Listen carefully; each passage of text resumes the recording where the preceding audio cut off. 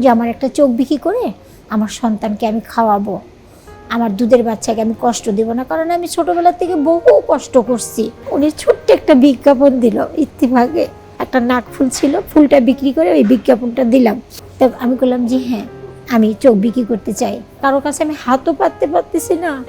সব হাত পাততে গেলে বলে জুয়ার মেয়ে কেন হাত পাততে আসছো, তা আমাকে তো বাঁচতে হবে, আমার সন্তান তো বাঁচাইতে হবে। এই পেপারে পুরা হেডলাইনটা বাড়ায়, এই যে এটা পুরা হেডলাইনটা বাড়াইছে। যখন এই পেপারগুলো প্রচার হলো তখন বেগম খালেদা জিয়ার নজরে পড়ছে। একটা রুমে ঢুকাইলো, দেখি ম্যাডাম চেয়ারে বসা।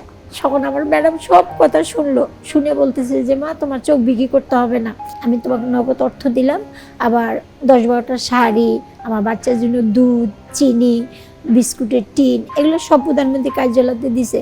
যখন আমি ম্যাডামের সাথে কথা বলতেছি মাঝখান দিয়ে ঢুকলো কে, ডক্টর ফিরোজ। আমি কি অপরাধ করছি? আমি তো একটা মহিলা মানুষ, যার বাবা নেই, মা নেই, ভাই নেই, বোন নেই, কেউ নেই। আমি আমার সন্তান বাঁচাতে আমি একটা চোখ বিক্রি করতে গেছিলাম, ডক্টর ফিরোজ সাহেব এরকম করলো কেন? আমাকে 2 মাসে কথা বলে 2টা বছর কেন বন্দিশালায় রাখলো? আমার কি অপরাধ ছিল? আমার তো কোনো অপরাধ ছিল না।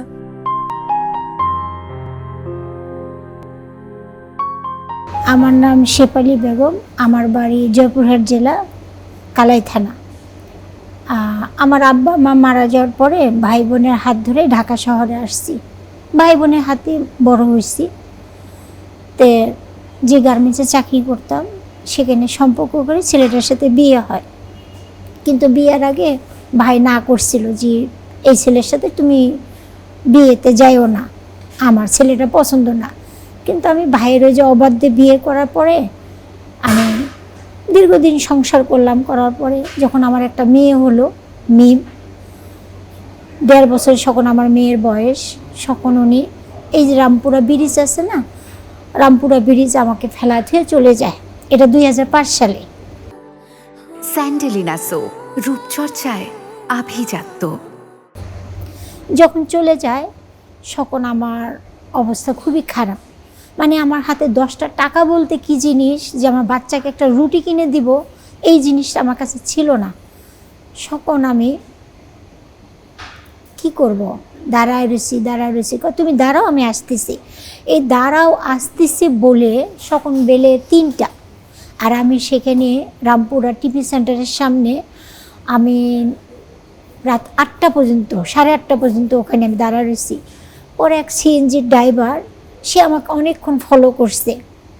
তা আমাকে বলতেছে যে মা তুমি এখানে দাঁড়ায় আছো কেন? অনেকক্ষণ তো দেখতেছি, আমি এ পর্যন্ত 3টা টিপ মারলাম, তোমাকে এখানেই দেখতেছি।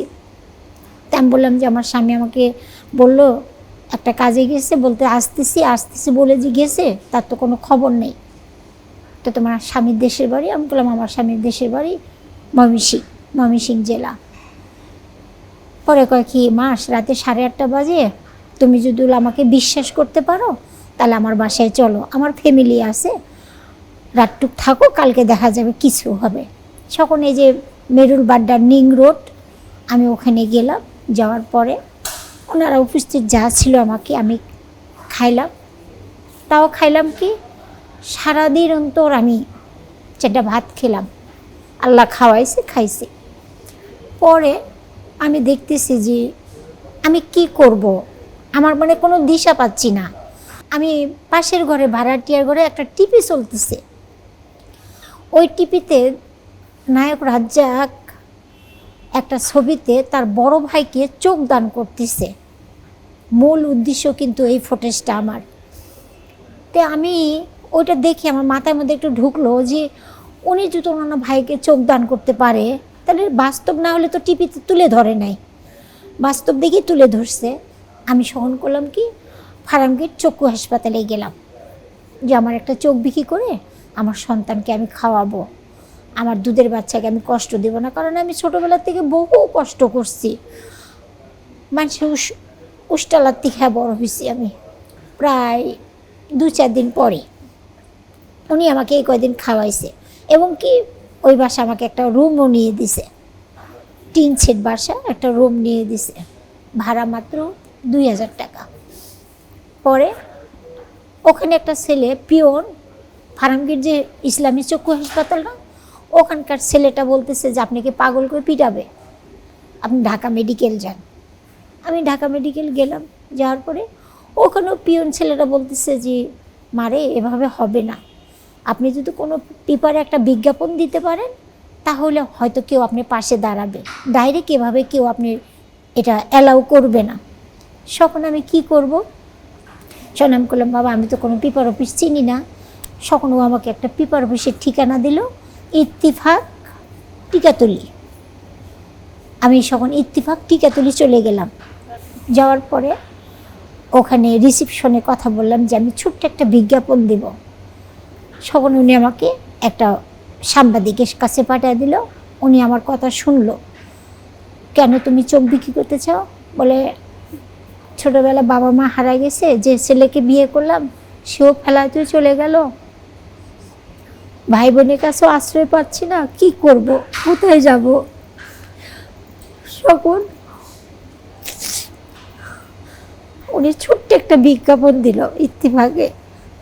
ওই বিজ্ঞাপনটা দিয়ে চলে আসলাম, নাকের একটা ফুল বিক্রি করে, একটা নাক ফুল ছিল, ফুলটা বিক্রি করে ওই বিজ্ঞাপনটা দিলাম। দেওয়ার পরে আমি ওটা দিয়ে চলে আসলাম। তার পরের দিন আমার বাসায় এখন মানে আমাকে খুঁজতেছে সবাই। তো এখন বাসার লোক বলতেছে যে শেফালি বেগম কে বাসায় চোখ বিক্রি বিজ্ঞাপন দিছে। তো মানে ঘরে ঘরে সবাই মহিলারা জিজ্ঞেস করতেছে ঘনবসতি বাড়ি। তো আমি বলতেছি আমি শেফালি বেগম, আমি বাড়াইছি, আমি শেফালি বেগম। কয় আপনি কি একটা লোক খুঁজতেছে? বাড়ায় দেখি যে একজন সাংবাদিক। তখন আমাকে বলতেছে যে আপনি চোখ বিক্রি করতে চান? আমি কই হ্যাঁ আমি চোখ বিক্রি করতে চাই। কয় কিসের জন্য? পরে আমি বললাম যে এরকম আমার স্বামী আমাকে ফেলাইতে চলে গেছে, তো আমি কি করব, আমার তো চলার পর দেখি না, কারণ কেউ বাচ্চার জন্য কেউ বাসা বাড়ি কাজেও নিচ্ছে না, বা কারোর কাছে আমি হাতও পাততে পারতেছি না। সব হাত পাততে গেলে বলে জুয়ার মেয়ে কেন হাত পাততে আসতো, তা আমাকে তো বাঁচতে হবে, আমার সন্তান তো বাঁচাইতে হবে। তখন উনি এগুলো সব লেখে টেকে নিয়ে গেল।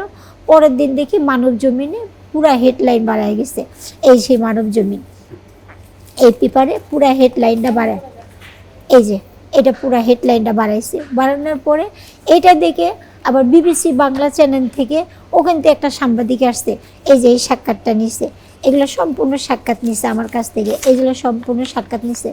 নেওয়ার পরে যখন এই পেপারগুলো প্রচার হলো তখন বেগম খালেদা জিয়ার নজরে পড়ছে।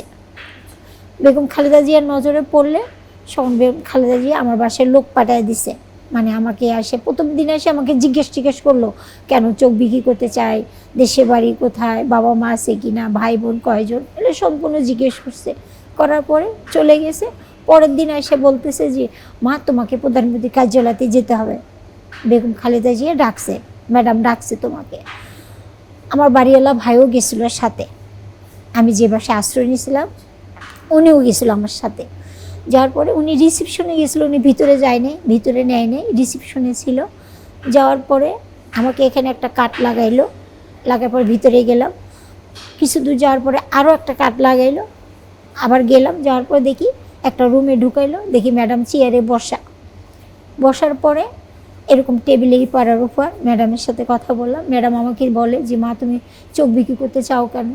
শোন আমি করলাম যে ছোটোবেলা বাবা মা হারা গেছে, যে ছেলেকে বিয়ে করলাম সেও ফেলাতে চলে গেছে, তা আমি সন্তান কেমনে বাঁচাবো? আমি তো ওর লেখাপড়াও জানি না, আর আমাকে কেউ বাসা বাড়ি কাজও নিচ্ছে না, আমি কারো কাছে হাতও পাততে পারতেছি না, আমি কি করব? তখন আমার ম্যাডাম সব কথা শুনলো, শুনে বলতেছে যে মা তোমার চোখ বিক্রি করতে হবে না, তোমাকে আবাসিক একটা বাড়ি এবং কি নগদ অর্থ, আমাকে একটা চেকও দিছে, আমার হাতে একটা খাম দিছে, আমি তোমাকে নগদ অর্থ দিলাম, আবার 10-12টা শাড়ি, আমার বাচ্চার জন্য দুধ, চিনি, বিস্কুটের টিন, এগুলো সব প্রধানমন্ত্রী কার্যালয়তে দিছে। যখন আমি ম্যাডামের সাথে কথা বলতেছি মাঝখান দিয়ে ঢুকলো কে? ডক্টর ফিরোজ ঢুকে বলতেছে যে ম্যাডাম ওনার দায়িত্বটা আমাকে দেন, আমার ওখানে আবাসিক বাড়ি হচ্ছে। তখন আমাকে ম্যাডাম বলতেছে যে তোমার কোনো অসুবিধা? আমি বললাম না আমার কোনো অসুবিধা নাই, কারণ শিবগঞ্জ থানা আর কালাই থানা পাশাপাশি, আমার কোনো অসুবিধা না, আপনি যেখানে দিবেন আমি সেখানেই যাব, কারণ আমার আশ্রয় দিয়ে কথা। তখন দিল ওনার দায়িত্ব। আমি পাশের রুমে গেলাম, যাওয়ার পরে ওই যে চেক দিল, ওই চেকটা তো ডক্টর ফিরোজের হাতে চলে গেল। ম্যাডাম একদিক দিয়ে ম্যাডাম দিল, একদিক দিয়ে ডক্টর ফিরোজের হাতে চলে গেল। আমাকে পাশের রুমে নিয়ে গেল, নিয়ে যা খাওয়া দাওয়া করাইলো, করার পরে আমাকে বাসায় বিদায় দিল। আমি বাসায় চলে গেলাম। যাওয়ার পরে পরের দিন এই ডক্টর ফিরোজের লোকজন আমাকে বগুড়া নিয়ে গেল। বগুড়া নিয়ে গেল, প্রথমে উঠাইলো বগুড়া শহরে যে ডক্টর ফিরোজের বাড়ি আছে সেখানে উঠাইলো। উঠানোর পরে ওখানে চা নাস্তা খাইলাম। খাওয়ার পরে সেই বগুড়ার শিবগঞ্জ আলিয়াহাটে নিয়ে গেলাম। যাওয়ার পরে আমাকে একটা মাদ্রাসায় উঠাইলো, একটা মাদ্রাসায় যখন উঠাইলো, একটা রুম, খালি একটা রুম, ওই রুমে আমাকে থাকার জায়গা দিল। কিন্তু ওটা কোনো মহিলা মাদ্রাসা না, ওটা পুরুষের মাদ্রাসা।